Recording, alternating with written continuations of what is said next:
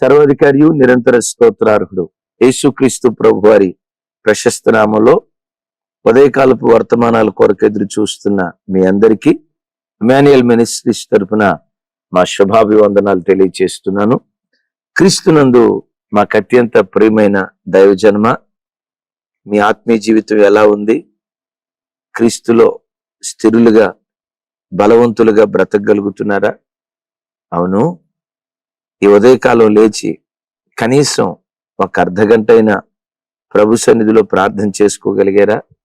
ప్రియ తల్లి, మిమ్మల్ని అమ్మా, ఈ ఉదయం లేచారా? కుటుంబం కొరకు, పిల్లల కొరకు తల్లి ప్రార్థన చేసావా? ఓ తండ్రి, మిమ్మల్ని అయ్యా, కుటుంబం కొరకు, నశించిపోతున్న ఆత్మల కొరకు, ఉదయకాలపు కృప కొరకు దేవుని సన్నిధిలో కనిపెట్టారా? అవును, ఈరోజు దేవుని వాక్యం కనీసం 2-3 అధ్యాయాలైనా చదువుకున్నారా? లేవటంతో నీ మనసు దేవుని సన్నిధి వైపు వెళ్లకుండా, వాక్యం వైపు వెళ్లకుండా, సెల్ ఫోన్ వైపో, లోకపు కార్యక్రమాల వైపో నీ మనసు వెళ్తుంది అంటే భక్తి జీవితంలో నువ్వు ప్రమాదంలో పడబోతున్నావు అన్న సంగతి గ్రహించు. ప్రతి దినం లేవటంతో ఆయన పాదపీఠాన్ని ఎదుర్కొని ఆ దినమంతటి కావలసిన కృప, ఆత్మ బలం దేవుని సన్నిధిలో మనం పొందుకునేవారిగా దేవుడు మన పట్ల కృప చూపించును గాక. ఆమేన్. మంచిది. ఈ ఉదయకాల సమయం ముందు ఓ ప్రత్యేకమైన సందేశం ద్వారా పరిశుద్ధాత్మ దేవుడు మనతో మాట్లాడాలని ఆశపడుతున్నాడు. ఇది ప్రతి క్రైస్తవుని ఆధ్యాత్మిక జీవితానికి సంబంధించిన దివ్యమైనటువంటి వర్తమానం. చాలాసార్లు మాకు అనేక మంది ఫోన్ చేసి మాట్లాడేటప్పుడు, అన్నయ్య, ఆత్మలో బలపడాలనే ఆశ మాకుంది, కానీ బలపడలేకపోతుంది. దేవునిలో ఎదగాలనే తాపత్రయం ఉంది, ఎదక్కపోగా శరీరానుసారులుగా మేము మారిపోతున్నాం, ఆత్మానుసారులుగా బ్రతకాల్సినటువంటి వాడు. ఎందుకు మా జీవితంలో శరీరం చేతిలో ఓడిపోతున్నాం? ఆత్మీయంగా ఎందుకు మేము గెలవలేకపోతున్నాం? చాలా మంది బిడ్డలు ఈ ఆధ్యాత్మిక జీవితంలో సతమతమవుతూ అడిగేటువంటి ప్రశ్న. మంచిది. ఒక వ్యక్తి ఆధ్యాత్మికంగా బలపడి ఆత్మలో తాను స్థిరుడు కావాలంటే ఏం చేయాలి? ఓ దివ్యమైన సందేశం చూడండి. ఆదికాండం 25వ అధ్యాయం 22వ వచనం, 23వ వచనం నేను చదువుతాను. నాతో కలిసి అందరూ చెప్పడానికి ప్రయత్నం చేయండి. ఆమె గర్భంలో శిశువులు ఒకరితో ఒకడు పెనుగులాడిరి గనుక ఆమె, ఇలాగైతే నేను బ్రతుకుట ఎందుకు అనుకొని ఈ విషయమై యెహోవాను అడుగుటకు వెళ్ళెను. అప్పుడు యెహోవా ఆమెతో ఇట్లనెను, 2 జనములు నీ గర్భములో కలవు, 2 జనపదములు నీ కడుపులో నుండి ప్రత్యేకముగా వచ్చును.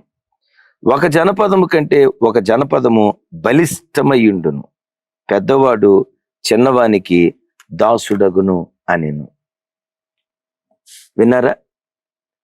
రెబెక్కమ్మ తల్లి గర్భంలో 2 శిశువులు ఉన్నారు. ఆ 2 శిశువులు పెనుగులాడుతున్నారు. ఎవరా 2?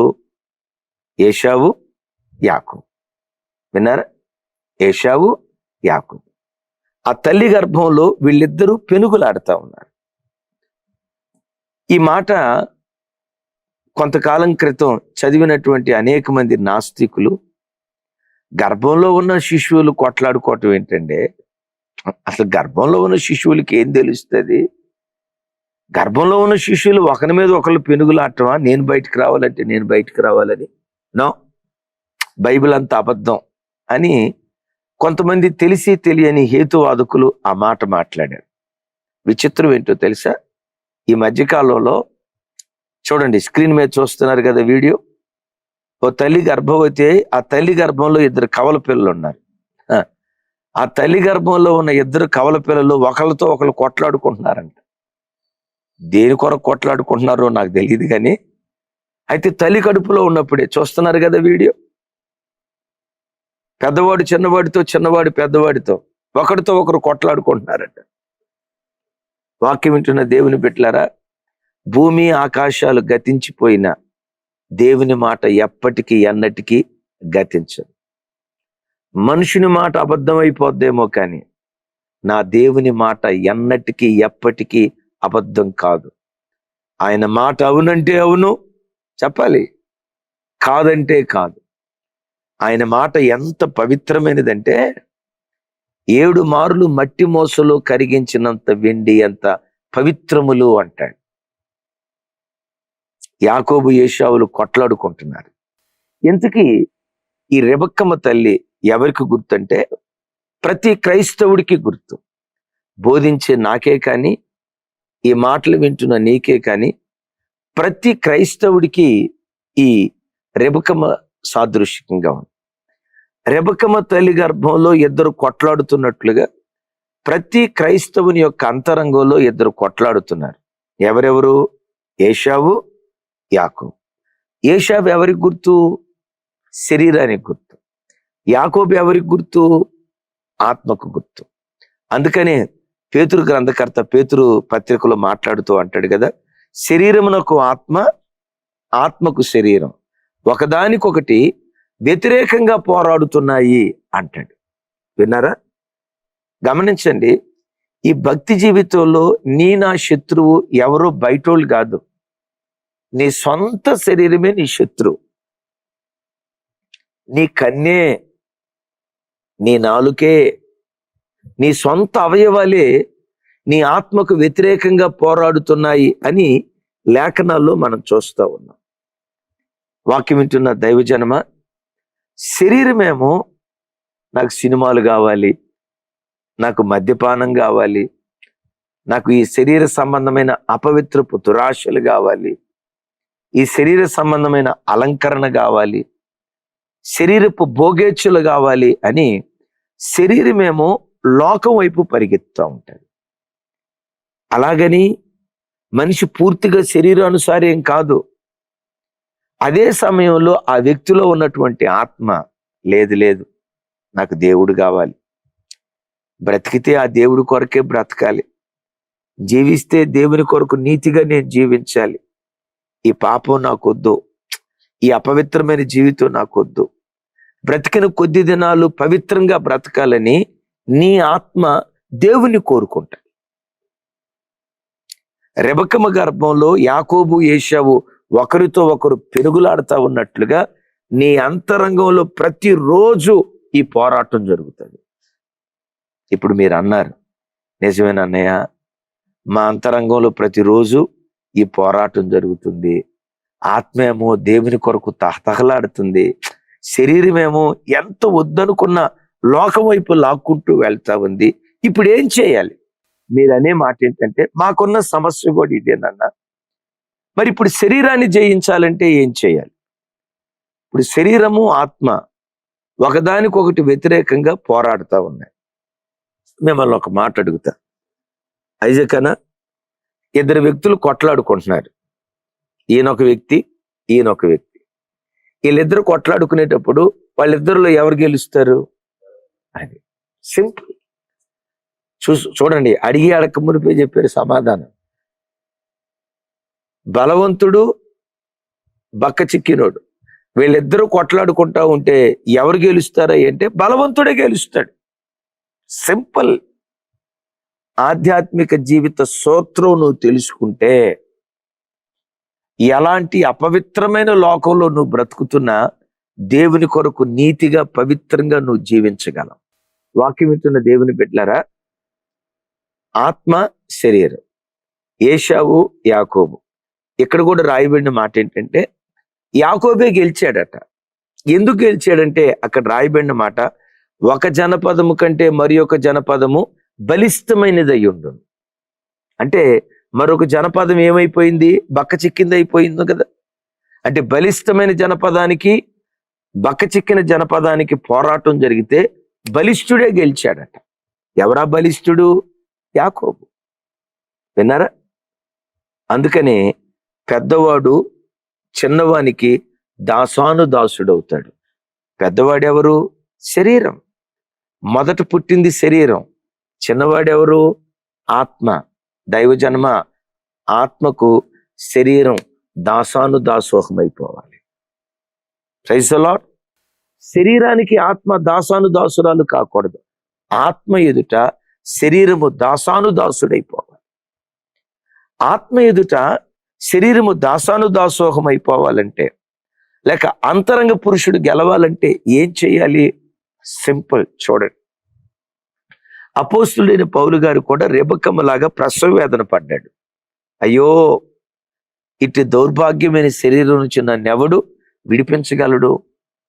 మేలైనది చేయాలనే ఆశ నాకుంది, చేయలేకపోతున్నా. చెడు చేయకూడదు అనుకుంటున్నా, ఆ చెడే చేస్తున్నా. నా అంతరంగమందు 2 నియమాలు ఉన్నాయి, ఆత్మ నియమము, శరీర నియమము. శరీర నియమమేమో లోకాన్ని కోరుకుంటుంది, ఆత్మ నియమమేమో దేవుని కోరుకుంటుంది. అయ్యో, వీరిండిటి మధ్య నేను ఇరుకును పడ్డాను, ఏం చేయాలో నాకు అర్థం కావట్లేదు, చివరికి నేను దౌర్భాగ్యుడిని అయిపోయాను అని అన్న ఆ పౌలే, దౌర్భాగ్యుడిగా ఒకప్పుడు బ్రతికిన పౌలే ఓ ధన్యకరమైన క్రైస్తవ జీవితం చేశాడు. ఒక స్థలంలో అంటాడు కదా, నేను క్రీస్తును పోలి నడుచుకున్న ప్రకారం మీరును నన్ను పోలి నడుచుకున్నాడు అన్నాడు. ఆ స్థాయికి ఎదిగాడు పౌలు. శరీరాన్ని జయించి ఒక ఆత్మ సంబంధిగా తాను మారటానికి కారణం ఏంటో తెలుసా? కొరింథీయులకు రాసిన 2వ పత్రిక 4వ అధ్యాయం 16వ వచనం నేను చదువుతాను. కావున మేము అధైర్యపడము, మా బాహ్య పురుషుడు కృషించుచున్నను, ఆంతర్య పురుషుడు దినదినము నూతన పరచబడుచున్నాడు. ఏమంటాడు? అజకన్నా విన్నారా?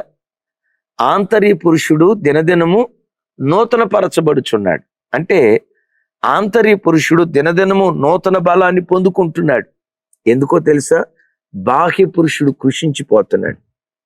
బాహ్య పురుషుడు కృషించిపోవటాన్ని బట్టి, అంతరంగ పురుషుడు బలపడటాన్ని బట్టి, అంతరంగ పురుషుని చేతిలో బాహ్య పురుషుడు ఓడిపోయి క్రీస్తును పోలిన జీవితం జీవించాడు.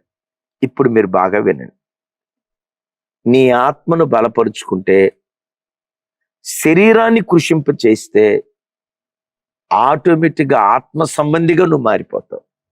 ఏ స్థలంలో ఎక్కడ బ్రతికినా దేవుని కొరకు పవిత్రంగా నువ్వు జీవించగలుగుతావు. ఒకసారి మీరు వినండి. బాహ్య పురుషుడు కృషించిపోవాలంటే, అంతరంగ పురుషుడు బలపడాలంటే, అంతరంగ పురుషుడు దేన్ని బట్టి బలపడతాడో తెలుసా? అంతరంగం అనగా ఆత్మ దేవుని యొద్ద నుండి వచ్చింది గనక, ఈ అంతరంగ పురుషుడు దేవుని యొద్ద నుండి వచ్చే వాటి చేత అంతరంగ పురుషుడు బలపరచబడతాడు. ఈ బాహ్య పురుషుడు ఉన్నాడు చూసారా, వీడు లోకంలో నుంచి తీయబడినవాడు, మట్టిలో నుంచి తీయబడినవాడు. వీడు బలపడాలంటే లోకానికి మనం దగ్గరగా వెళ్తే శరీరం బలపడుతుంది, దేవునికి దగ్గరగా వెళ్తే ఆత్మ బలపడుతుంది. కొంచెం అర్థం చేసుకోండి, గమనించండి. లోకానికి దగ్గరగా వెళ్ళటం అంటే, లోకంలో ఉన్నదంతా ఏంటి? నేత్రాశ, శరీరాశ, జీవపుడము, ఈ సినిమాలని, అశ్లీలమైన బూతు బొమ్మలని, లోకపు సరదాలని, వీటికి నువ్వు దగ్గరగా వెళ్లకుండా వీటి విషయంలో శరీరాన్ని నువ్వు ఎండగడితే, చివరికి సెల్ ఫోన్లో ఈ వాట్సాప్ స్టేటస్లు కూడా నేను చూడను, నా సమయాన్ని వృధా పరిచే లోకపు వాటితో నా సమయాన్ని వేస్ట్ చేసుకోను, శరీర సంబంధమైన వాటికి నువ్వు దూరంగా వెళ్తే, అప్పుడు బాహ్య పురుషుడు ఏమైపోతాడు? కృషించిపోతాడు. విన్నారా? బాహ్య పురుషుడు కృషించిపోతాడు. అంతరంగ పురుషుడు బలపడాలంటే దేవుని యొద్దకు వెళ్ళి, దేవుని యొద్ద నుండి వచ్చింది ఏంటది? వాక్యం. ఏంటి దేవుని యొద్ద నుండి వచ్చింది? దేవుని యొక్క ఆత్మ. ఏంటి దేవుని యొద్ద నుండి వచ్చింది? ప్రార్థనా జీవితం. ఏంటి దేవుని యొద్ద నుండి వచ్చింది? సహవాసం. ఎప్పుడైతే దేవునికి దగ్గరగా నువ్వు వెళ్తావో, వాక్యం వాక్యం వాక్యం వాక్యం వాక్యం చేత నీ ఆత్మను పోషించుకుంటావో, అంతరంగ పురుషుడు బలపరచబడటం ప్రారంభిస్తుంది. సింపుల్. అంతరంగ పురుషుడిని బలపరిచేది ఏదో తెలుసా? దేవుని సన్నిధిలో మోకాళ్ళుని ప్రార్థన చేయటం. దేవునితో సహవాసం చేయటం, దేవునికి దగ్గరగా వెళ్ళటం. చూడండి, ఏశావు శరీరానుసారిగా మారటానికి, యాకోబు ఆత్మానుసారిగా మారటానికి కలిగిన ఓ దివ్యమైన కారణం మీకు చెప్తాను. ఆదికాండం 25వ అధ్యాయం 27వ వచనం నేను చదువుతాను, నాతో కలిసి మాట చెప్పండి. ఆ చిన్నవారు ఎదిగినప్పుడు ఏశావు వేటాడిటి యందు నేర్పరి అయి అరణ్యవాసిగా ఉండెను. యాకోబు సాధువై గుడారములలో నివసించుచుండెను. అద్భుతమైన మాట. ఏశావు వేటగాడై అరణ్యములో నివసించేవాడట. యాకోబు సాధువై గుడారములో నివసించేవాడట. విన్నారా? ఏశావు ఎక్కడ నివసించేవాడు? అరణ్యంలో. అరణ్యం దేనికి సాదృశ్యం? లోకానికి. ఏశావు ఎప్పుడు లోకంలో బ్రతికేవాడు. యాకోబు ఎక్కడ బ్రతికేవాడు? గుడారంలో బ్రతికేవాడు. గుడారం అంటే దేవుని సన్నిధి, వాక్యం, ప్రార్థన, పరిశుద్ధాత్మ అభిషేకం, దేవునితో మాట్లాడటం, పరిశుద్ధుల సహవాసం. ఈ రీతిగా సహవాసంలో గుడారం అనే దేవుని సన్నిధిలో బ్రతికేవాడు. దేవుని సన్నిధిలో బ్రతికిన యాకోబు సాధువై, ఎవరు సాధువు? మన రక్షకుడైన యేసుక్రీస్తు వారు అంటారు కదా, నేను సాత్వికుడను, దీన మనస్సు గలవాడను. యాకోబు ఎవరి వంటి వాడు అయ్యాడు అంటే యేసయ్య వంటి వాడు అయ్యాడు. యేసయ్య గుణగణాలు స్వతంత్రించుకున్నాడు. ఏశావు ఉన్నాడు చూసారా? ఏశావు అన్న, ఇందాక ఏశావు అన్నానా? కరెక్టే అన్నాను కదా. ఏశావు ఉన్నాడు చూసారా? అరణ్యం, లోకంలో బ్రతుకుతూ ఉండేవాడు. నా ప్రభు బిడ్డలారా, ఒక విశ్వాసి ఆదివారం మందిరానికి వచ్చినంత మాత్రాన, దేవుని నమ్ముకున్నంత మాత్రాన ఆత్మీయుడిగా బ్రతకలేడు. దేవుని దగ్గరికి వచ్చి ఎప్పుడు లోకంలో బ్రతుకుతూ ఉంటే, సినిమాలు, షికారులు, సరదాలు, లోక స్నేహితులు, నువ్వు లోకస్తులతో బ్రతుకుతూ ఉంటే బ్రతుకు ఏశావులాగా అయిపోద్ది. యాకోబులాగా ఎప్పుడు గుడారాన్ని వెతుకుతూ ఉంటే, దేవుని పాద సన్నిధిని వెతుకుతూ ఉంటే అంతరంగ పురుషుడు బలపరచబడటం ప్రారంభిస్తాడు. వాక్యం వింటున్న బిడ్డలారా, భక్తి జీవితం ఇది కష్టసాధ్యమైనదేం కాదు. అమ్మో, భక్తిగా బ్రతకటం అంటే చాలా కష్టం అండి అని అనుకోవటానికి వీలు లేదు. యేసయ్య అంటారు కదా, నా కాడి తేలికైనది, నా కాడి బరువైనది కాదు, నా కాడి తేలికైంది. ఆత్మీయంగా ఎలా బ్రతకాలో ఈ సూత్రం నువ్వు తెలుసుకుంటే, ఏంటి ఆ సూత్రం? అంతరంగ పురుషుణ్ణి బలపరుచుకోవాలి. అంతరంగ పురుషుడు దేంతో బలపడతాడు? వాక్యం, వాక్యం, వాక్యం, వాక్యం, వాక్యం, వాక్యం. అంతరంగ పురుషుడు దేంతో బలపడతాడు? ప్రార్థన, ప్రార్థన, ప్రార్థన, ప్రార్థన, ప్రార్థన. అంతరంగ పురుషుడు దేంతో బలపడతాడు? దేవుని సన్నిధి, సహవాసం, సన్నిధి, సన్నిధి, సహవాసం, సన్నిధి, సహవాసం. అంతరంగ పురుషుడు దేంతో బలపడతాడు? పరిశుద్ధాత్మ అభిషేకం, భాషలు, పరిశుద్ధాత్మ అభిషేకం. దీనితో అంతరంగ పురుషుడు బలపరచబడటం ప్రారంభిస్తాడు. గమనించండి, నువ్వు వాక్యం చదువుతున్నావు అంటే అంతరంగ పురుషుడికి మేతేస్తున్నావు అని అర్థం. నువ్వు ప్రార్థన చేస్తున్నావు అంటే అంతరంగ పురుషుడికి మేతేస్తున్నావు అని అర్థం. ఇప్పుడు అంతరంగ పురుషుడు బలపడ్డాడు అనుకో, బాహ్య పురుషుడిని శరీర సంబంధమైన విషయాల్లో ఎండగట్టేవనుకో, శరీరం బక్కచిక్కిపోద్ది. అంటే శరీరం బక్కచిక్కిపోద్ది అంటే సన్నగైపోతారని కాదు, శరీర సంబంధమైన కార్యాలు బక్కచిక్కిపోతాయి. అంతరంగ పురుషుడు బలపడతాడు. అంతరంగ పురుషుని చేతిలో బాహ్య పురుషుడు ఓడిపోతాడు. చివరికి ఈ బాహ్య పురుషుడు అంతరంగ పురుషునికి దాసుడైపోతాడు. Praise the lord. ఇంకొకసారి చెప్తాను, ఆత్మీయ జీవితం ఒక వ్యక్తి జీవించలేనంత కష్టసాధ్యమైనది ఏమీ కాదు సుమే. యేసయ్య అంటారు కదా, నా కాడి బరువైనది కాదు, అది చాలా తేలికైనది. Praise the lord. దేవునిలో భక్తిగా బ్రతకటం అనేది అదేదో కష్టమైనటువంటి ప్రక్రియ కాదు. కష్టమైన ప్రక్రియ అయితే యోసేపు ఎందుకు భక్తిగా బ్రతకగలిగాడు? అది కష్టమైనదైతే దానియేలు ఎలా నీతిగా యథార్థంగా బ్రతకగలిగాడు? అక్కడ దాకెందుకు? మన ఆరాధ్య దైవం యేసుక్రీస్తు వారు ఉన్నారు కదా, ఆరాధ్య దైవం యేసుక్రీస్తు వారు పాప శరీరాకారముతో పుట్టెను గాని ఆయన పాపము చేయలేదు. విన్నారు కదా ఈ మాట? నేనంట ఇప్పుడు విమానం రానోడిని కూర్చోబెట్టి నువ్వు విమానం దోలు అన్నావు అనుకోండి, గడగడ వణుకుతాడు. ఇప్పుడు కారు డ్రైవింగ్ రాని ఆయన నువ్వు తీసుకుని వెళ్ళి ఆడ కూర్చోబెట్టావు అనుకోండి, గడగడ వణుకుతాడు. అదే వచ్చిన ఆయన కూర్చోబెడితే, కారు డ్రైవింగ్ వచ్చిన ఆయన కూర్చోబెట్టాం కారు మీద, అవలేలగా దూరుకొని వెళ్తాడు. మా ఐజక్ అన్న ఉన్నాడు, చాలా మంచి ఆత్మీయుడు. నేను ఎక్కడికి వెళ్ళినా నన్ను కారు మీద తీసుకొని వెళ్తా. మా సంఘంలో ఒక మంచి నమ్మకమైనటువంటి వాడు. కారు మీద వెళ్ళేటప్పుడు ఆ కారు ఎట్లా తోలుతాడంటే సైకిల్ తోలినట్లు తోలుతాడు. అంటే అంత ఈజీగా మ్యాక్సిమం. అప్పుడప్పుడు నేను ప్రక్కనే ఉంటాను, చెప్తాను, అన్న 100 స్పీడ్ దాటొద్దన్నా, 100 దాటొద్దన్నా అంట. రాజశేఖరయ్య గారు అయితే నాయన 80 దాటొద్దయ్యా అంటారు. సరే నేను 100 దాటొద్దంట, అన్న 120 స్పీడ్ కొడతారు. అంటే డ్రైవింగ్ బాగా వచ్చు, చాలా చాలా మెలకువ ఆత్మతో దేవుని కృపను బట్టి దేవుని సహాయంతో చక్కగా డ్రైవ్ చేస్తాడు. ఒకరోజు మా ఐజక్ అన్నను పట్టుకొని నేను ఒక మాట అన్నా, ఐజక్ అన్న కారు డ్రైవింగ్ ఎంత అద్భుతంగా చేస్తున్నారు కదా, రేపు విమానం మీద కూడా కూర్చోబెడతాను మిమ్మల్ని, విమానం డ్రైవింగ్ చేస్తారా అన్న. విమానం అంటుంతోటే అన్నా నేనా విమానమా, గడగడ వణుకుతున్నాడు. కూర్చోబెట్టక మునిపే వణుకుతున్నాడు. విన్నారా? ఎందుకు దాన్ని గడగడ వణికారు? అది రాదు కాబట్టి.